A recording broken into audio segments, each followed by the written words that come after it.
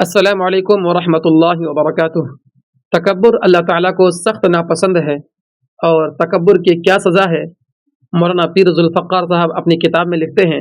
एक वाक़या बयान करते हैं कि एक बड़ा ज़मींदार आदमी था। अंग्रेज़ों की हुकूमत ने उसे इतनी ज़मीनें दी कि रेलगाड़ी चलती तो अगला स्टेशन उसी की ज़मीन में आता था। फिर रेलगाड़ी चलती तो तीसरा स्टेशन भी उसी की ज़मीन में आता था। फिर रेलगाड़ी चलती तो तीसरा स्टेशन भी उसकी ज़मीन में ही आता था। गोया रेलगाड़ी के 3 स्टेशन उसकी ज़मीनों में आते थे।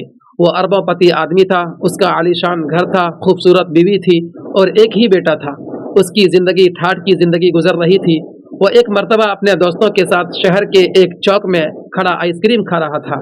उसी दौरान उसके दोस्तों ने कहा कि आजकल कारोबार अच्छा नहीं है, कुछ परेशानी है और हम मसरूफ़ रहते हैं।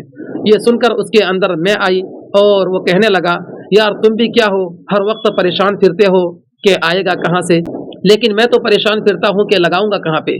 मेरी तो 21 नस्लों को भी कमाने की परवाह नहीं है। जब उसने तकब्बुर की ये बात की तो अल्लाह ताला को सख्त नापसंद आई। नतीजा ये निकला कि वो 6 महीनों के अंदर इस दुनिया से रुखसत हो गया। पीछे उसका नौजवान बेटा था, उसकी उम्र 17-18 साल थी। वो उसकी सारी जायदाद का वारिस बन गया। उठती जवानी थी और पैसा भी बेहद हिसाब था। उसी तरह उसके दोस्त भी बन गए जिन्होंने उसको गलत रास्ते पर डाल दिया, उसको शबाब और शराब वाले काम सिखा दिए। उठती जवानी में ये जिनसी गुनाह बड़े पुरकशिश होते हैं। आदमी चाहता है कि खाना मिले या ना मिले, अलबत्ता ये गुनाह करने का मौका ज़रूर मिलना चाहिए। चुनांच उसको रोज़ाना नए मेहमान मिल जाते। इस तरह वो पैसा पानी की तरह बहाने लग गया। कुछ अरसा के बाद उसने बड़े शहरों का रुख कर लिया। उसने चंद सालों में खूब जी भर कर अय्याशी की। उसे कोई ऐसा दोस्त मिला जिसने उसे कहा कि आओ ज़रा हम तुम्हें बाहर मुल्क की सैर करवाते हैं। वहाँ पर उसने गोरे रंग वाली लड़कियों से उसका तारुफ करवा दिया। वहाँ के कल्बों में भी दरिया की तरह पैसा बहाया। वहाँ उसने सारी सारी रात अय्याशी करने में गुजार दी, हत्ता कि सारा बैंक बैलेंस ख़त्म हो गया।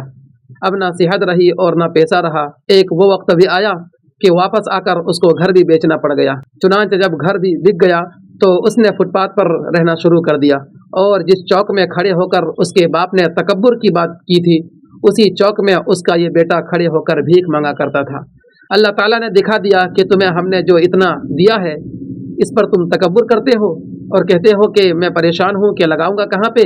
नहीं, जहाँ तुम खड़े हो वहीं तुम्हारा बेटा खड़ा होकर भीख मांगा करेगा।